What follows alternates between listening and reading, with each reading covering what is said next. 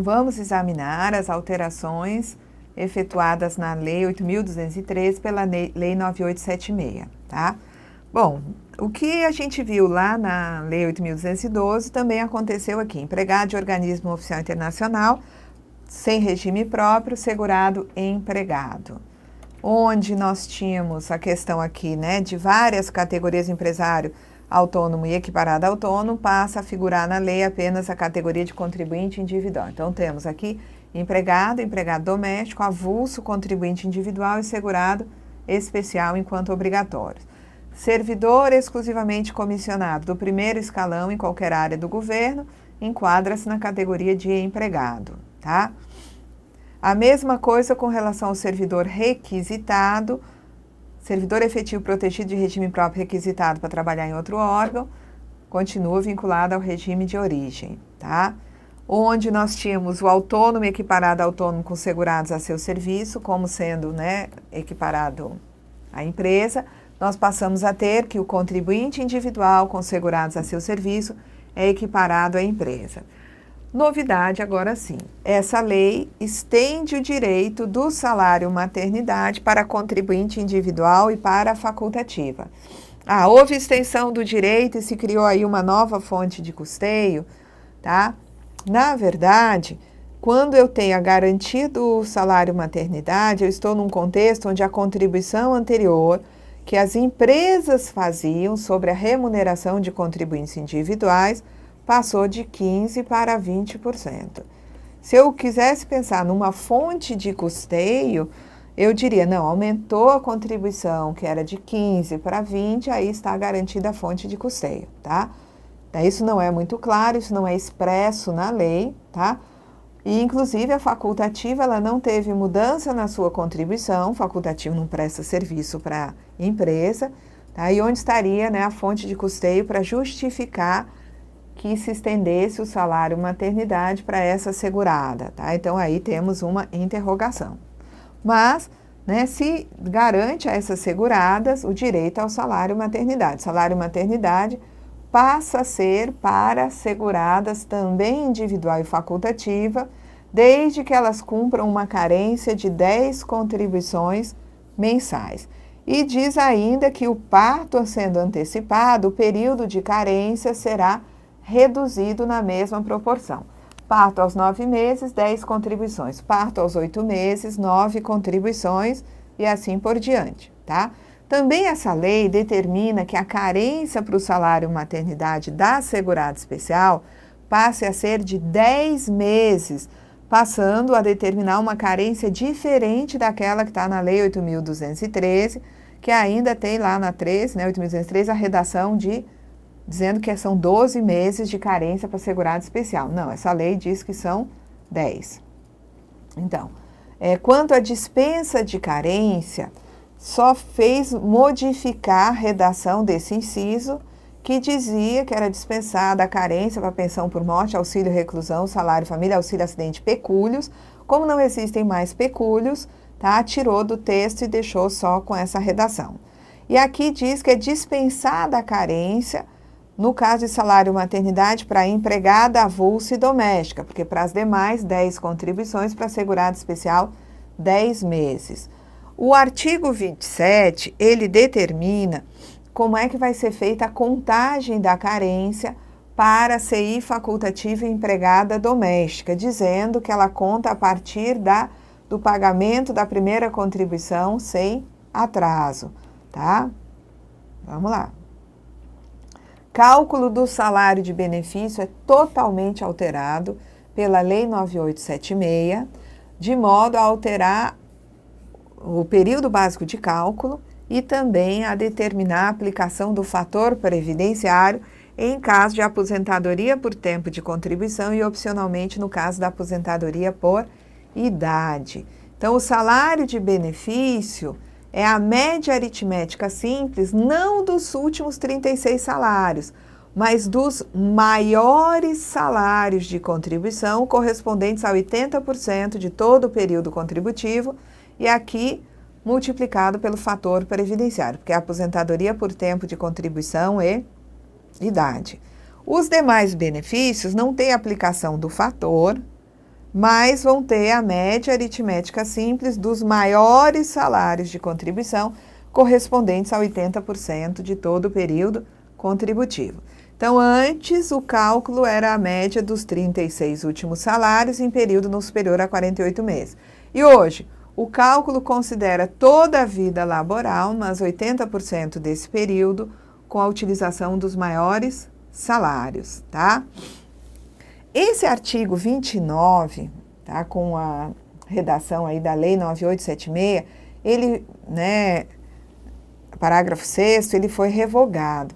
Se tinha na Lei 9876 um cálculo de salário de benefício para o segurado especial, tá, onde se fazia 1/13 da média aritmética simples dos maiores valores sobre os quais ele contribuiu anualmente.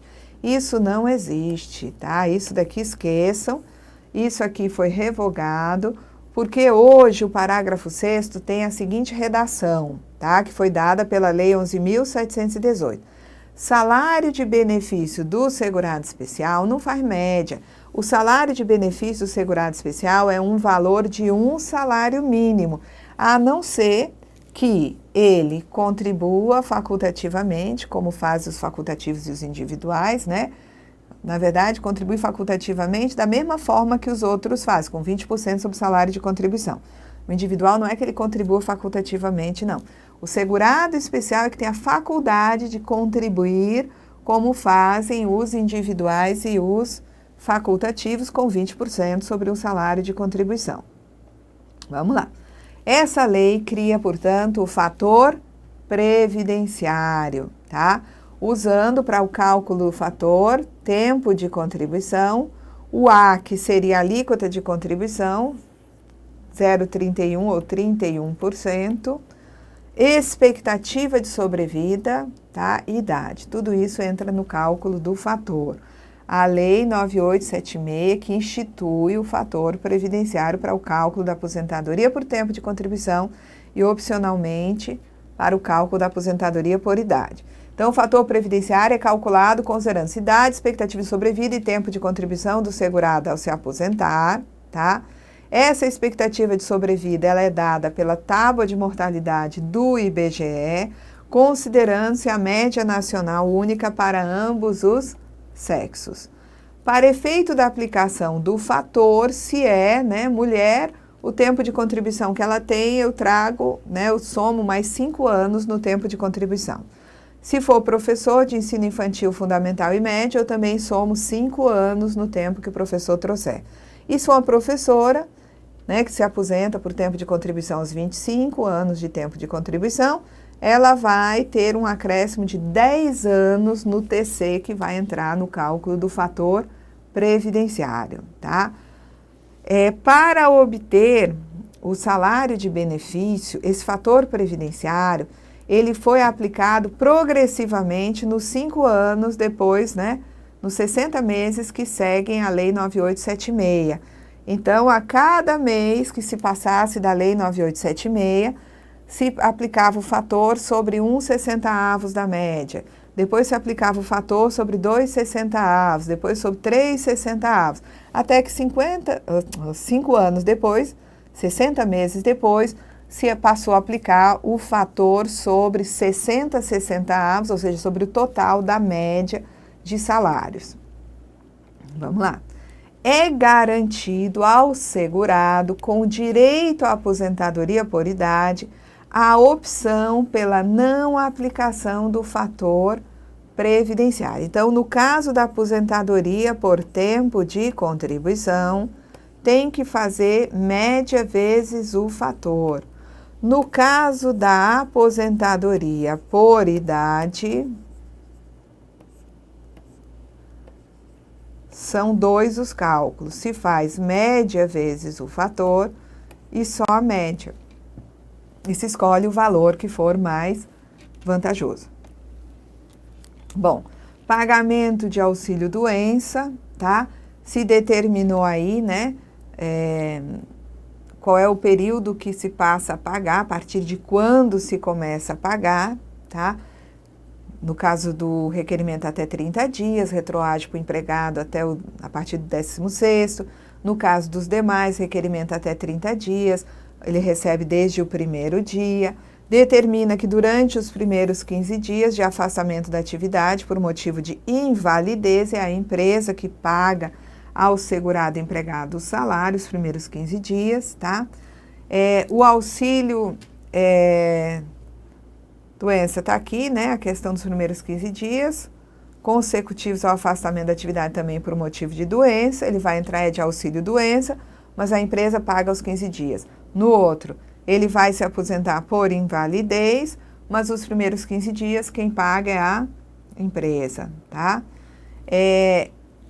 No caso da lei, ela vai tratar também da questão dos segurados com direito à redução da idade para aposentadoria por idade, definindo, né, que vai reduzir em 5 anos para 60 o homem e 55 a mulher, no caso de trabalhadores rurais e também do garimpeiro em regime de economia familiar. Então, eu tenho aqui o avulso rural, o empregado rural, o eventual rural, que ele passa a ser definido aqui como contribuinte individual. Então, como eu tinha que alocar o eventual rural dentro da categoria de contribuinte individual, houve uma alteração nessa redação. O garimpeiro também, que era equiparado ao autônomo, foi parar dentro da categoria de contribuinte individual.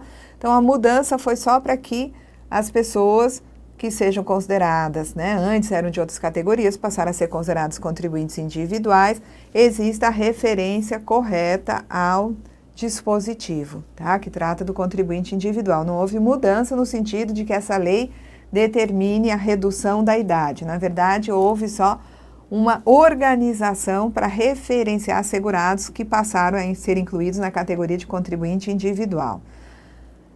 Quanto às condições para recebimento de salário família, antes só se tinha a questão da certidão, da carteirinha de vacina.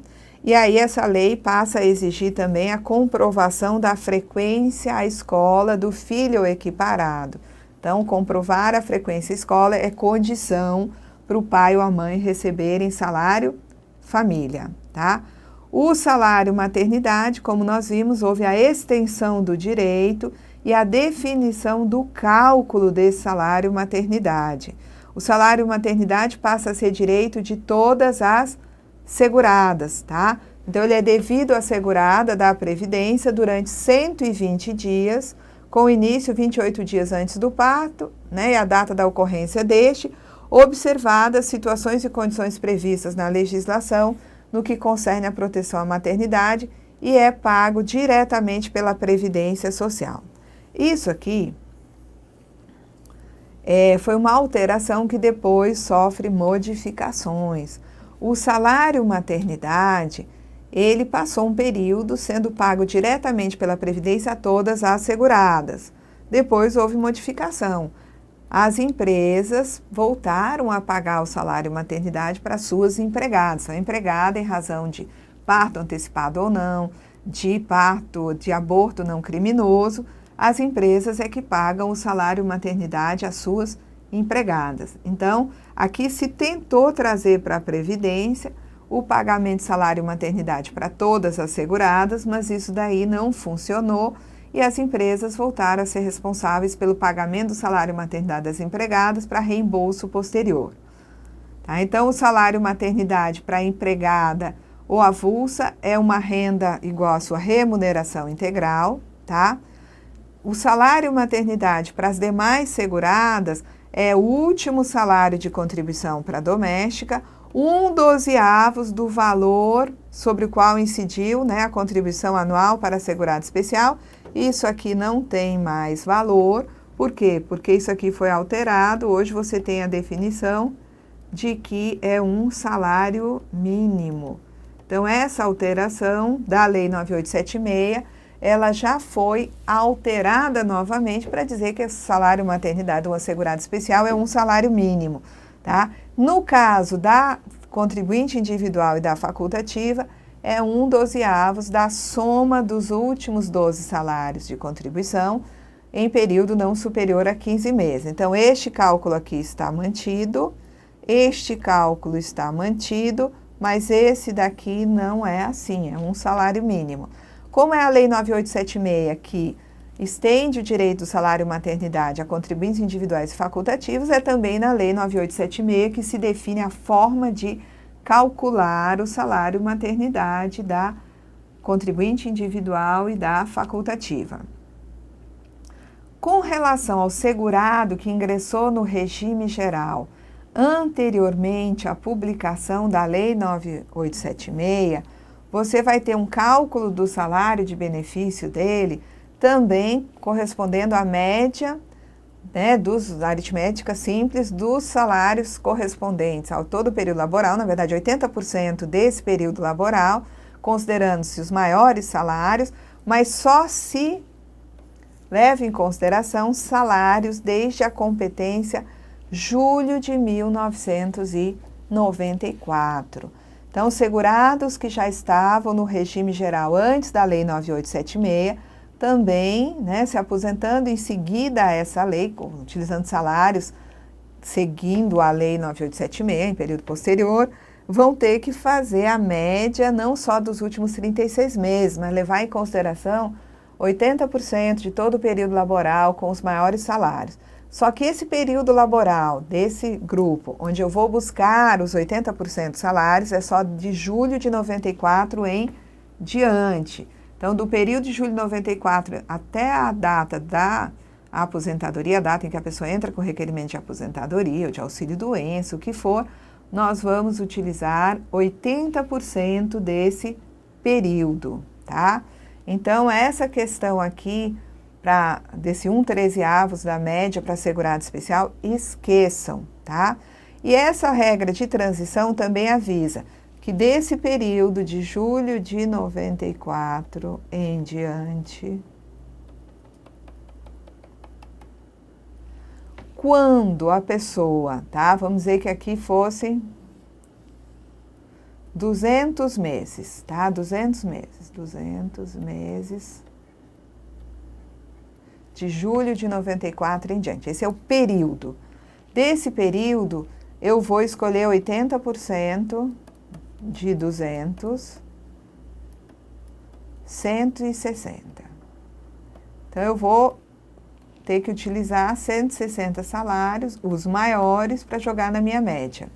Vamos dizer que a pessoa não tenha 160, só tenha 150. Aí eu somo 150, tá?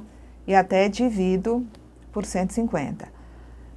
Vamos dizer que a pessoa só tenha 100 salários, nesses 200 meses. 100 salários. Ora, eu posso somar do salário de contribuição 1 até o salário de contribuição 100. Como não tem os 80%, aí eu não tenho 80% do período, eu uso os salários que a pessoa tem, somo. Eu vou poder dividir por 100 salários em 200 meses? Não posso dividir por 100. Por que não? Porque esse parágrafo 2º diz que eu tenho que usar como divisor, sempre eu tenho que ter um denominador mínimo de 60% do período. 60% do período de 200 meses dá 120. Então, eu tenho que dividir, somar 100 salários e dividir por 120. Vamos lá. Foi alterada a escala de salário base, tá? Então, né, essa escala começa a ser alterada no sentido de fundir classes, onde era classe 1, 2, 3, eu passo a ter da classe 1 à classe 3 uma única classe, e assim por diante, para que as pessoas que vinham presas na classe 1 pagando sob salário mínimo, pudessem já escolher qualquer valor entre um salário mínimo e 3 salários base para efetivar a sua contribuição. Então, nesse momento, a escala de salário base ela é toda alterada, passa a existir uma escala transitória de salário base para permitir que as pessoas se movimentassem mais rapidamente, tá, entre as classes, e já se anuncia aqui que essa escala vai ser extinta. Quando essa escala de transição de salário base ainda estava operando, veio a Lei 10.666 e provocou a extinção da escala de salário base. Vamos lá. Então, aqui ele explica, né, que o número mínimo de meses de permanência vai, né, ser reduzido em 12 meses a cada ano. Então, a pessoa que tinha que esperar 24 meses numa classe passou a ter que esperar só 12 meses para já pular para a classe seguinte, e assim foi. Como essa escala já foi extinta, eu só quero dar conhecimento de que a 9876 estabeleceu essa transitoriedade na escala de salário base e a 10666 extinguiu completamente essa escala. Bom, essa lei também ela determina que é garantido ao segurado que até o dia anterior à data da publicação da lei cumpriu os requisitos para a concessão do benefício, o cálculo segundo as regras então vigentes.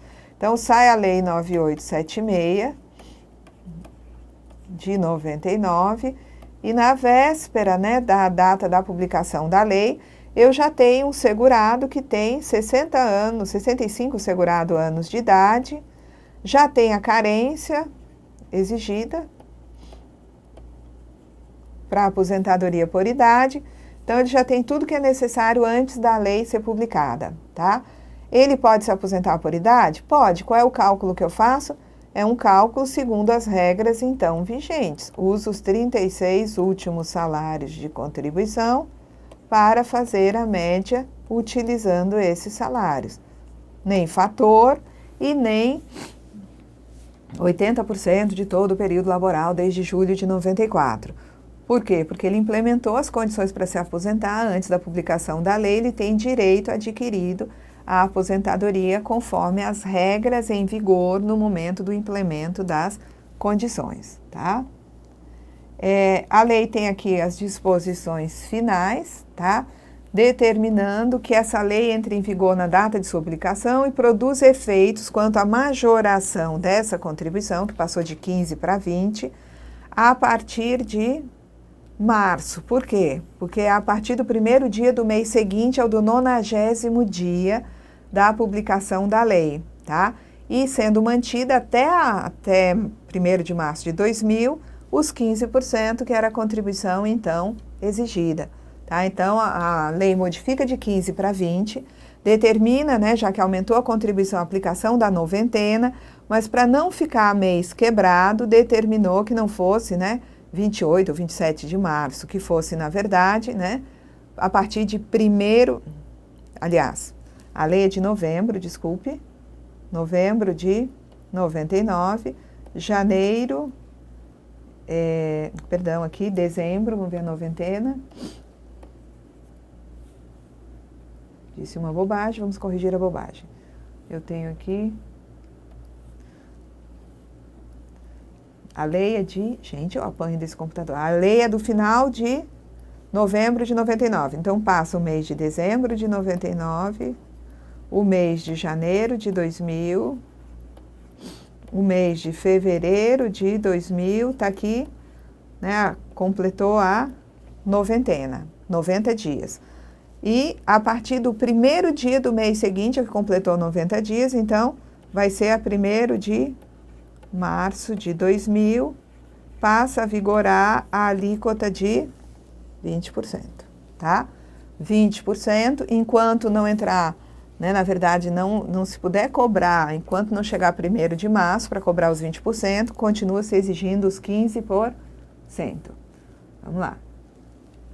Foi revogada a Lei Complementar número 84, que era a lei que trazia, né, como obrigação da empresa a contribuição de 15% sobre a remuneração. Por que que a Lei 9876, que é uma lei ordinária, pode revogar a lei complementar? Seguinte, antes da emenda 20 alterar o artigo 195 da Constituição, a base de contribuição da empresa era a folha de salários. E a leitura que se fez de folha de salários é como sendo o documento que registra o que se paga a empregado, tá?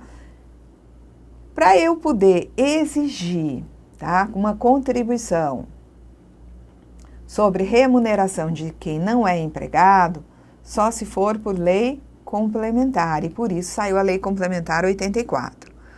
Quando sai a emenda 20, a base da contribuição da empresa é a folha de salário, também demais rendimentos pagos ou creditados a qualquer um que lhe preste serviço, mesmo sem vínculo empregatício. Então, se eu quiser, a partir da publicação da emenda 20, da alteração da Constituição pela emenda 20, exigir contribuição sobre remuneração de avulso, sobre remuneração de contribuinte individual, ou seja, de quem não tem vínculo empregatício, eu posso ter essa exigência prevista em lei ordinária, tá? Então, quando a base era a folha de salários, tá? E demais rendimentos pagos, quando a base passou a ser folha de salários e demais rendimentos pagos ou creditados a pessoas físicas, ainda que sem vínculo empregatício, é isso que está na Constituição, é possível utilizar rendimento pago ou creditado a quem não tem vínculo empregatício, tá? Sem entender que isso é criar nova fonte de custeio. Então, eu não tenho mais exigência de lei complementar para que as empresas sejam obrigadas a pagar contribuição sobre a remuneração daqueles que lhe prestam serviço sem ser empregados. Então, a Lei 9876, na condição de lei ordinária, não tem problema nenhum ela passar a exigir 20% das empresas sobre a remuneração do avulso e do contribuinte individual. Por quê? Porque eu estou apenas regulando o que já está na Constituição, na condição de demais rendimentos. Não tem problema algum. Quando a base, no passado, era só folha de salários, se eu quisesse utilizar rendimentos pagos ou creditados aos que prestam serviço sem vínculo empregatício, com a Constituição só previa folha de salários, quando eu quero usar os demais rendimentos, eu estou criando, contribuição sobre demais rendimentos, e implica em criar nova fonte de custeio, e nesse momento se exigia lei complementar. A Constituição é alterada, demais rendimentos passam a figurar como base, matriz constitucional lá. Então, a Lei 9876 não está inventando nada de base, de fonte de custeio, quando determina que as empresas paguem 20% sobre a remuneração de quem não tem vínculo empregatício, tá? Então, tá aqui, a atual redação é essa. Então, lei ordinária pode tratar da exigência da contribuição da empresa sobre a remuneração do avulso, sobre a remuneração dos contribuintes individuais. Tá? Porque antes, a questão aí está no parágrafo 4º do artigo 95. A lei pode instituir outras fontes de custeio destinadas a garantir a manutenção e expansão da seguridade, desde que obedecendo o artigo 154.1, que é aquele, que está lá no Sistema Tributário Nacional, dizendo que para criar novos impostos é necessário lei complementar. Bom, aqui encerramos a nossa aula. Na próxima aula estaremos examinando as novidades que foram trazidas pela emenda 20, tá?